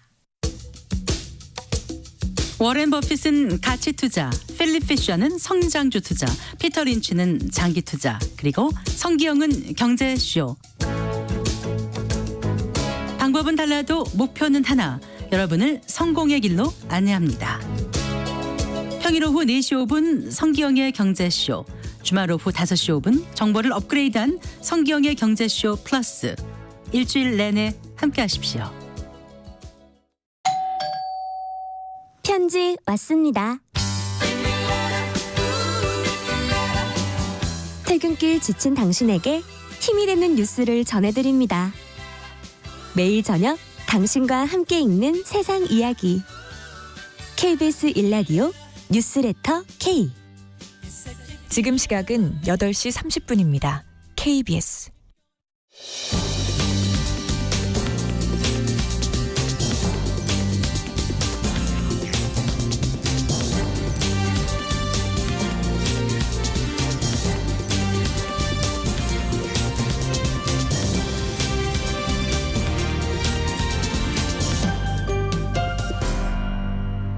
전종철의 전격 시사.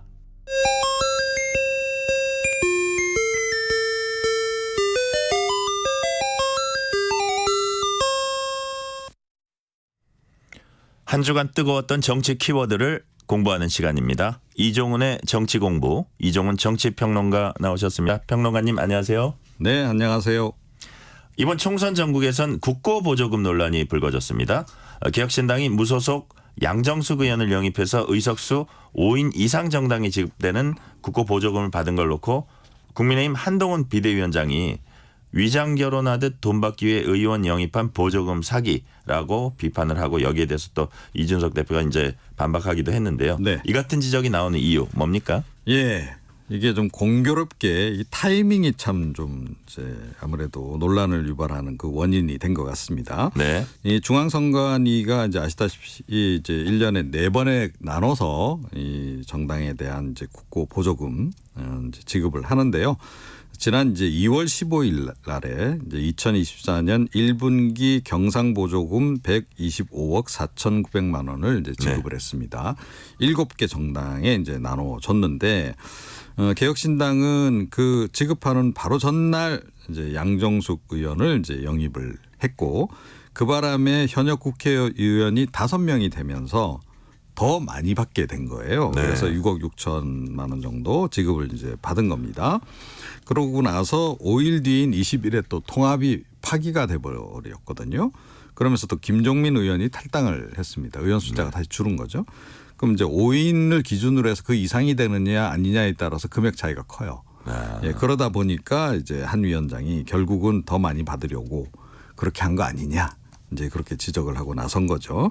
그런데 6억 6천만 원이라는 액수는 어떤 기준으로 정해진 겁니까? 네, 그 정치자금법에 이제 그 기준이 딱 이제 명시가 돼 있습니다. 그러니까 원내 교섭단체를 구성한 정당, 그러니까 20석 이상 이제 확보한 정당에는 먼저 총액의 절반, 50%를 정당별로 균등 배분합니다. 네. 그러니까 지금 우리 국회에는 지금 2개 정당만 거대 정당이 이제 20석 이상이니까 이 2개 정당이 일단은 이제 절반을 반씩 나눠 갖는 이제 그런 상황입니다. 먼저.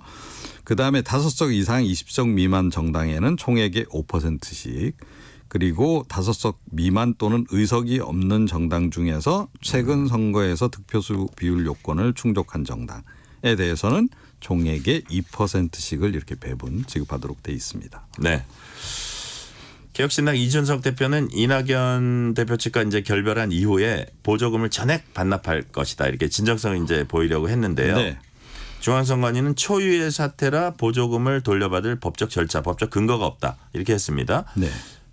실제로 현행법상 보조금 반환이 안 되나 봐요. 반환은 할 수 있도록 되어 있습니다. 아, 그래요? 그런데 이제 그 규정을 보시면 정치자금법 제5장이 이제 국고 보조금에 관한 이제 규정으로 돼 있고요. 네네. 30조가 이제 반환에 관한 규정입니다. 그런데 그 경우가 좀 한정이 돼 있어요. 네. 정당이 해산되거나 등록이 취소된 경우 또는 정책연구소가 해산 또는 소멸한 때 이렇게만 한정이 돼 있어요. 자, 그러니까 의원 숫자, 그러니까 의석수가 줄어들었다고 뭐 이렇게 반환을 해라 이런 규정은 지금 없는 거죠. 지금 현재 상태로서는 어쨌든 반환 안 되는 건 맞네요. 네, 그렇습니다. 김용남 개혁신당 정책위 의장은 보조금 반납할 방법 없다는 상황에 대해서 선관위에서 그렇게 나온다면 국고 보조금을 믿을 만하고 잘 사용해 주실 단체나 이런 데 기부하는 방법도 있을 것이다. 이건 가능한가요? 이것도 법적으로는 불가능합니다. 아, 그렇습니다. 예. 그러니까 지금 정치자금법 제28조에 따르게 되면 이 국고보조금은 정해진 용도에만 딱 사용하도록 그렇게 되어 있습니다. 주로 뭐 인건비라든가 뭐 이렇게 사무실의 이제 그 유지관리 비용이라든가 뭐 정책개발비, 당원 교육훈련비 뭐 이런 식으로 아유 명시가 다 돼 있어요. 자. 그리고 이제 30% 이상은 정책연구소에 써야 되고 10% 이상은 지도당에 배분해야 되고 10% 이상은 여성정치발전, 5% 이상은 청년정치발전 이렇게 용도가 다 지정이 돼 있는 겁니다. 네. 그렇기 때문에 사실은 이제 이거를 빼서 뭐 어디에 기부한다거나 이거는 이제 거의 불가능한 거고요. 다만 정당 차원에서 할 수 있는 것은 국고보조금에 해당하는 금액. 그러니까 이제 이번 같은 경우에는 6억 6천만 원에 해당하는 금액을 예를 들어서 뭐 정당 후원금에서 빼서 뭐 기부를 한다거나 이런 거는 가능한 거죠. 네. 그럼 이제 국고보조금 개념을 좀 더 정확히 알아볼게요. 국고보조금이 뭔지, 그 종류는 어떻게 되고 또 어디에 쓰라는 건지 그 용도까지 좀 알려주세요. 네. 그러니까 뭐 정당 국고 보조금 이렇게 이제 보는 게 맞을 것 같고요. 네. 그 정당 국고 보조금에 이제 두 가지가 있는 겁니다. 평상시에 이제 정당 운영에 보태쓰라고 주는 이제 경상 보조금이 있는 거고 선거가 있는 해에 이제 선거 비용을 좀 더 얹어주는 개념의 선거 보조금 이렇게 이제 구성이 돼 있다. 이렇게 보시면 되고요. 이게 원래 이제 생긴 이유는 이제 우리나라뿐만 아니고 이제 주는 나라들이 많은데, 그러니까 뭐 정치 발전, 정당 발전, 이제 그러니까 큰 틀에서 보자면 이제 민주주의 발전에 이제 필요한 비용이다 이렇게 이제 보는 겁니다. 그래서 이제 지급을 이제 하게 된 거고, 우리 지금 이제 현행 헌법 보게 되면 제 8조 3항의 규정이 있습니다. 정당은 법률이 정하는 바에 의하여 국가의 보호를 받으며 국가는 법률이 정하는 바에 의하여 정당 운영에 필요한 자금을 보조할 수 있다. 이렇게 지금 돼 있습니다. 그리고 선거 보조금 경우는 원래는 이제 이때는 1987년 당시에는 없었어요. 그런데 1991년부터 신설이 된 그런 그 사항입니다. 네.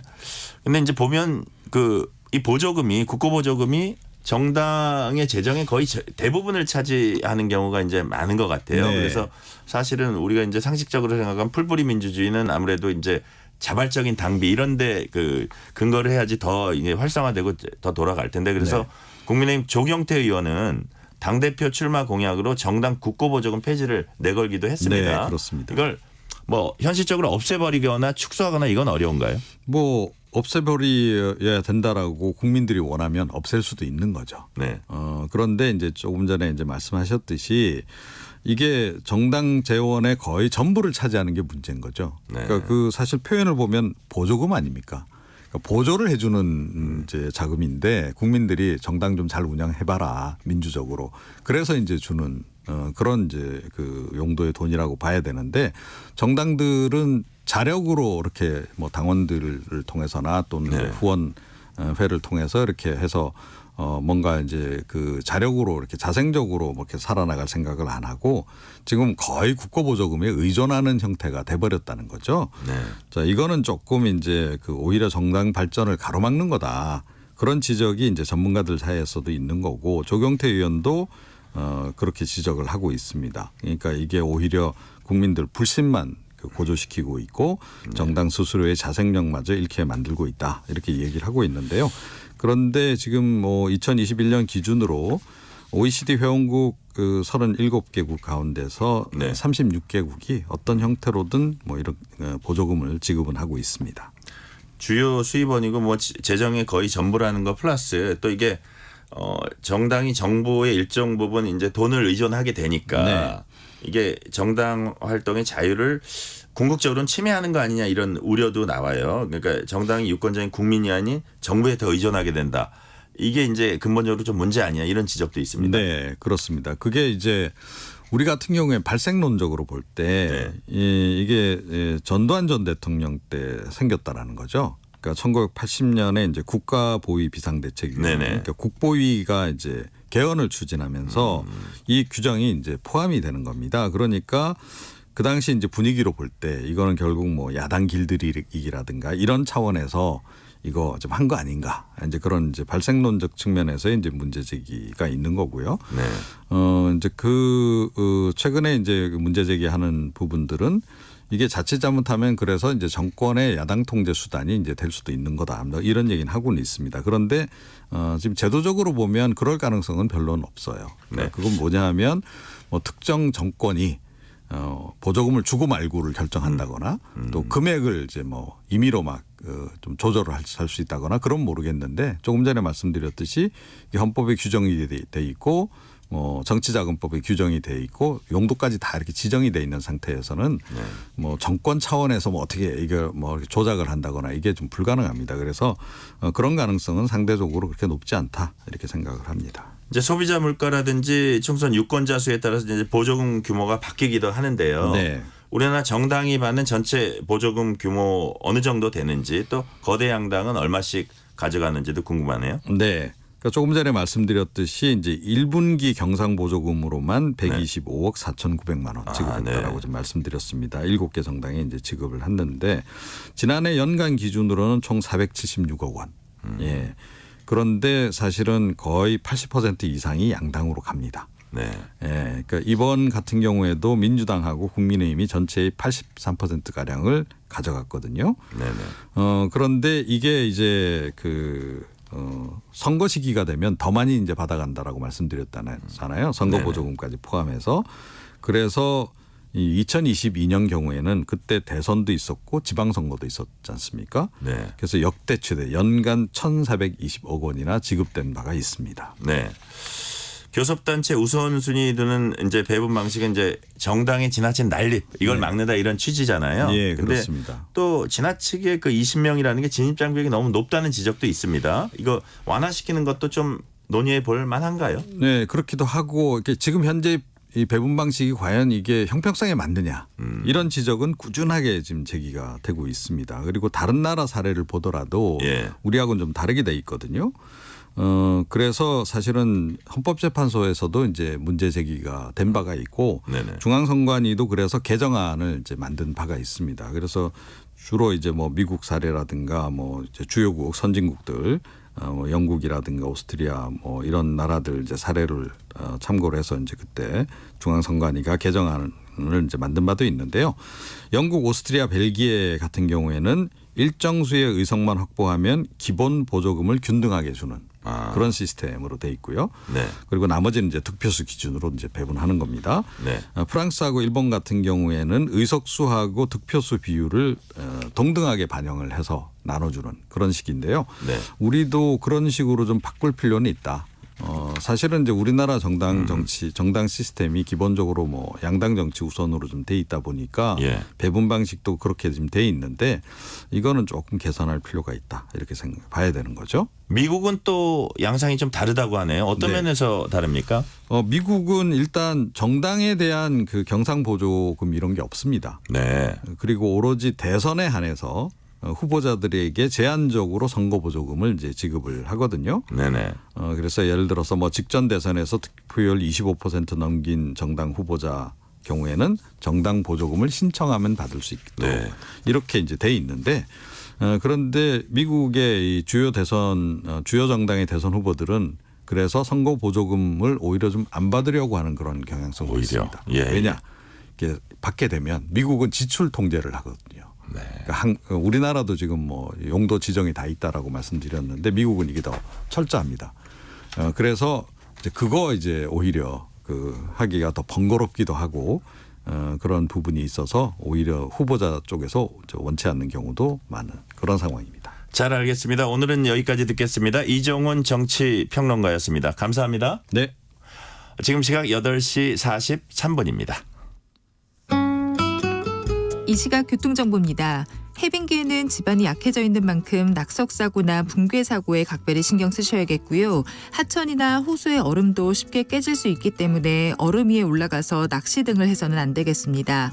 최대를 보인 출근 정체는 서서히 풀려가고 있습니다.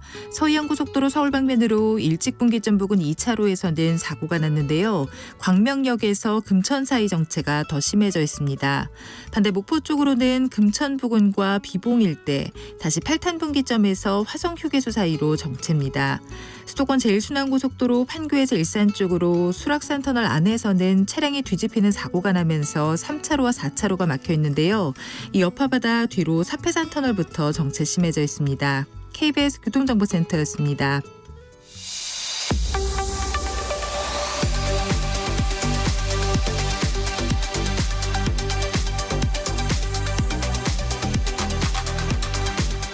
한 주간 있었던 뉴스 중 KBS 황정호 기자의 시선으로 고른 뉴스들 한 주간의 랭킹 뉴스입니다. 황 기자 안녕하세요. 네, 안녕하세요. 첫 번째 랭킹 뉴스입니다. 전공의들의 집단 사직으로 의료 공백이 이어지고 있습니다. 그런데 의사와 의대생들이 이용하는 인터넷 커뮤니티에 병원의 전산자를 삭제하자 이런 글이 올라와서 경찰이 수사에 나섰어요. 이게 이제 의대생이랑 의사 인증을 해야 들어갈 수 있는 커뮤니티에 올라온 글인데, 네. 그러니까 전공의들이 지금 사직서 내고 병원 떠나서 이제 근무 이탈하는 전공의들이 많은데. 병원을 나올 때 그냥 나오지 말고 자료도 삭제하고 뭐 약 처방 이런 것도 좀 바꿔서 그냥 하자 이런 식으로 글이 올라온 거죠. 그래서 일단 공분을 샀었는데 근데 경찰이 이건 업무방해 교사 혐의가 있다라고 보고 지금 IP 추적까지 나섰거든요. 네. 그리고 사실 지금 정부가 엄청 강경하게 나오고 있다 보니까 뭐 구속 수사까지 검토한다 얘기를 하고 있어서 참 의료 공백이 계속 이어지면 결국 또 피해를 보는 건 환자들이니까 우려는 그러니까요. 계속 커지고 있습니다. 히포크라테스 선서한 이 의사들의 글이라고는 믿겨지지가 않네요. 맞습니다. 다음 뉴스입니다. 이강인이 런던으로 날아가 손흥민에게 직접 사과하면서 축구대표팀 내분 사태가 일단락이 됐습니다. 그런데 이 틈을 가짜 뉴스가 파고들었다고요?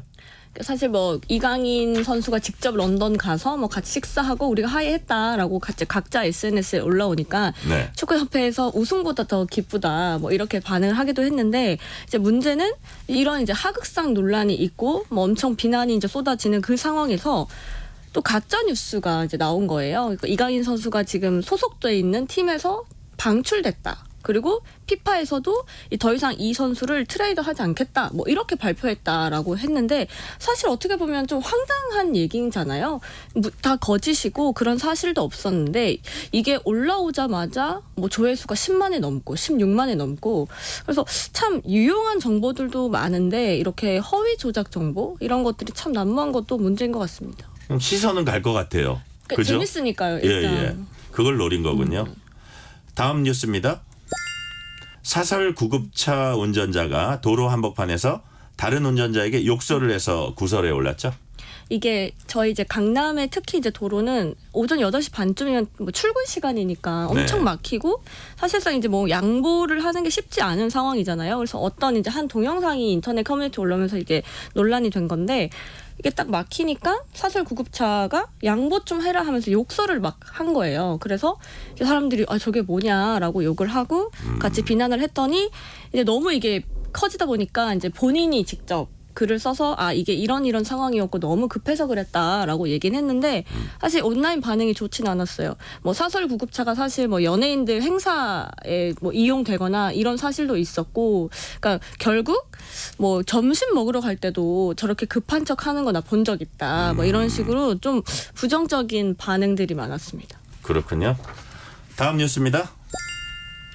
주인이 없는 가게를 지키던 아르바이트생이 수백 차례나 배달 주문을 취소한 사실을 주인이 알게 되면 어떨까요? 만약에 주인이라면, 그죠? 부산에서 일어난 일인데 법적 다툼까지 갔다고 하네요. 네, 근데 이거는 정말 법적 다툼까지 갈 수밖에 없는 상황인 게, 그러니까 2021년 3월에 이제 그 자영업 하시는 사장님이 아르바이트생을 고용을 한 거죠.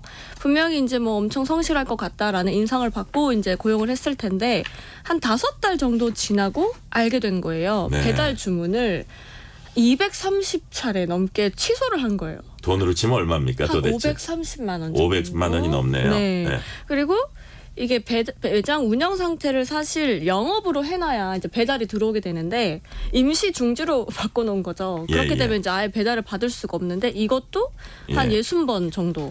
A 씨, 그러니까 그 아르바이트생의 이제 변은 몸이 너무 안 좋아서 쉬고 싶다고 했는데 사장이 출근하라고 해서 임시 중지로 해놓고 좀 쉬었다. 그리고 배달 주문 취소도 재료가 없거나 혼자 있는데 배달이 너무 몰리니까 그렇다라고 진술을 했는데 사실 이제 법정 재판부는 이건 정당한 사유도 아니다. 그래서 이제 주장을 받아들이지 않았고요. 징역 1년에 집행유예 2년 선고받았습니다. 네. 다음 랭킹 뉴스입니다. 일본에서 저출산 해결을 위한 특별한 세금을 내자면서 이른바 저출산세를 만들었습니다. 그렇지만 이를 둘러싼 논란이 뜨거워지고 있어요. 맞습니다. 이게 일본 정부도 저출산 문제가 심각하다 보니까 아동수당과 셋째 아이를 낳으면 자녀 이제 뭐 대학 무상교육 지급하고 육아휴직을 내면 급여 100% 보장한다. 그리고 뭐 부모 소득 따지지 않고 모두에게 아동수당을 고등학교까지 주겠다.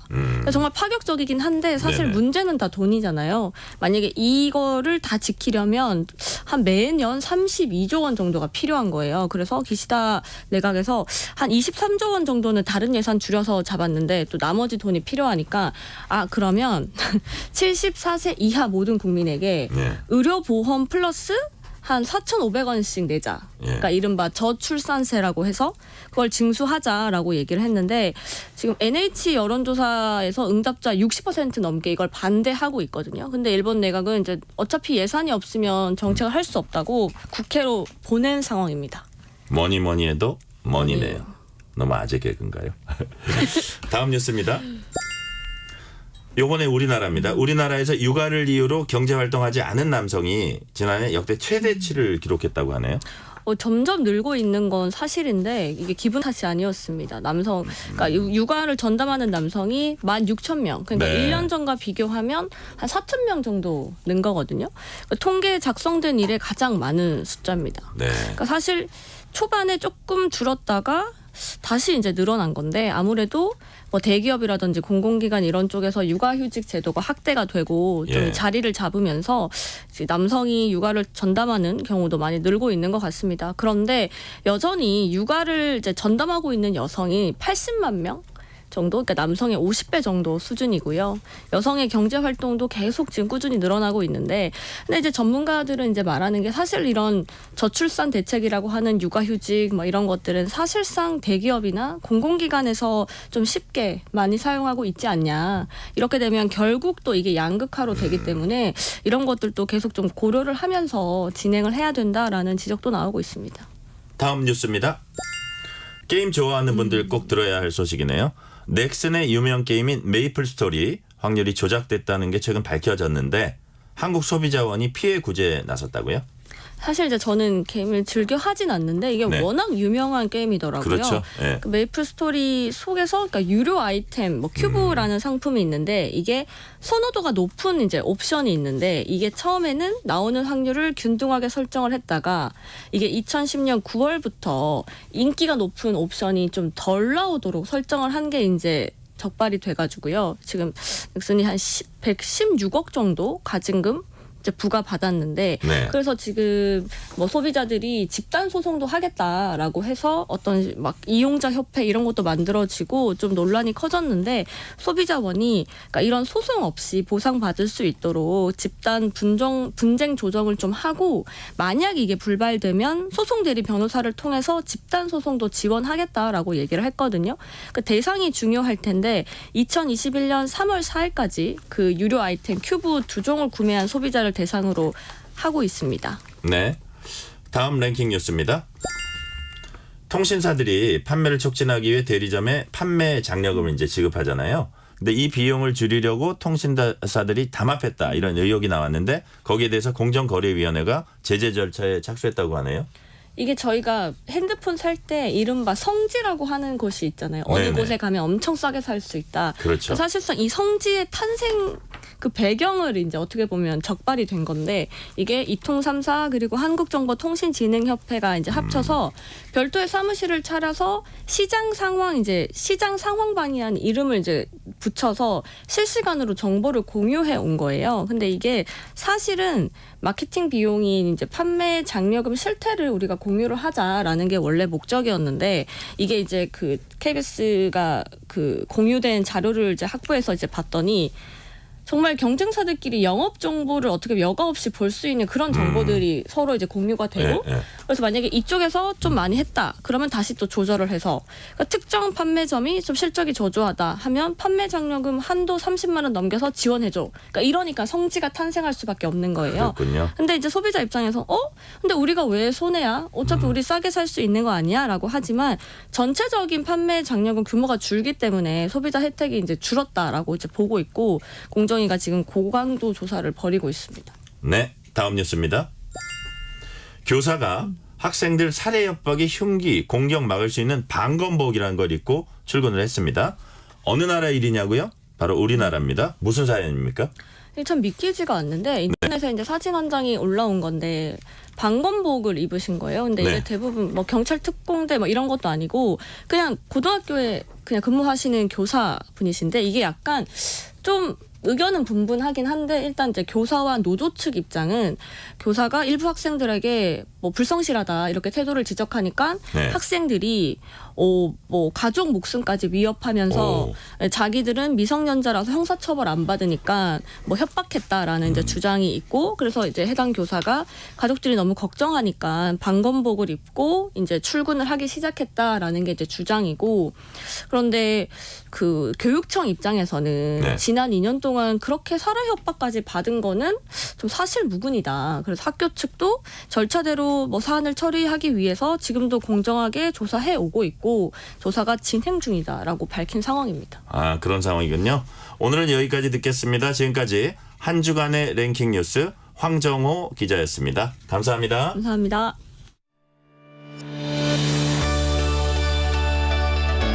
세상을 바라보는 바른 시선.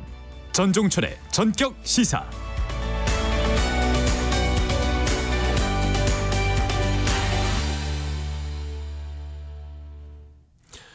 정부가 오늘부터 비대면 진료를 전면 확대하고 평일 진료 확대, 주말 진료 확대, 총리 주재 중대본 회의에서 지금 나오는 내용 잠시 전해드렸고요.